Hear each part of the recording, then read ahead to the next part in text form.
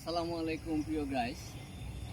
আমি আপনাদের এই মুহূর্তে যে একটি কথা বলতে চাই এটি হলো, এই দেখেন একটি বাঁশ।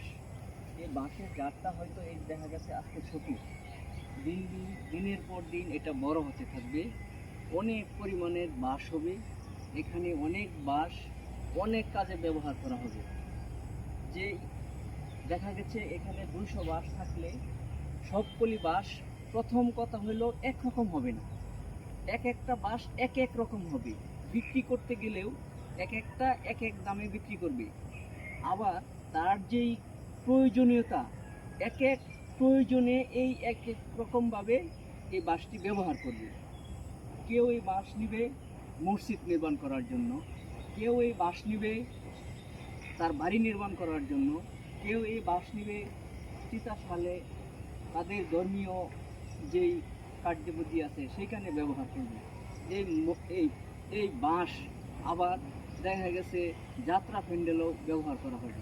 সর্বশেষ কথা হলো, এই বাঁশ কিন্তু মৃত্যুর পরে আমাদের কবরের সাথে এই বাঁশ ব্যবহার করা হবে। তো সেই বাঁশটি সার্থক, যে বাঁশটি মসজিদে ব্যবহার করা হয়, যে বাঁশটি কবরে ব্যবহার করা হয়। বাঁশ তদ্রূপ এই সমাজে, এই দেশে বিভিন্ন মানুষ আছে।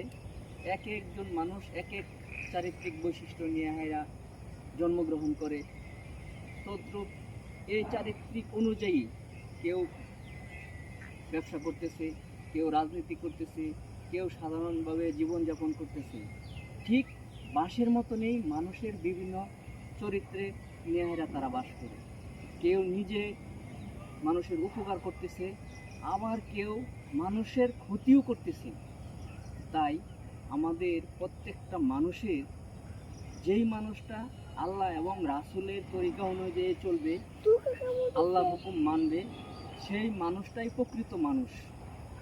আজ আমি দেখেন সাদা পোশাক পরছি, এই সাদা পোশাকের আড়ালে যদি আমার মনটাও সাদা হয়, আমি যদি সমাজের জন্য কাজ করি, আমি যদি আল্লাহ এবং রাসূলের জন্য কাজ করি, তাহলে আমি সৃষ্টির সেরা জীব হয়ে, মানুষ হয়ে এই পৃথিবীতে আসলাম এবং মানুষ হয়েই পৃথিবীতে বিদায় নিব।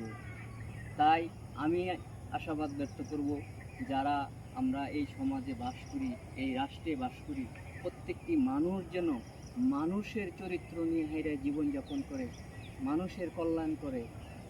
তাই আর কথা বাড়াবো না, সকলকে ধন্যবাদ। এবং মূল কথা হলো, এটাই বোঝাতে চেয়েছি যে একটি গাড়ের মধ্যে যখন অনেকগুলি বাঁশ থাকে, সবগুলি বাঁশ সব কাজে ব্যবহার করা হয় না। ঠিক মানুষ আছে অনেক, সব মানুষ এক প্রকৃতির হয় না। কারো দ্বারা দেশের কল্যাণ হয়, আর কারো দ্বারা দেশের ক্ষতি হয়। কারো দ্বারা মানুষের কল্যাণ হয়, কারো দ্বারা মানুষের ক্ষতি হয়।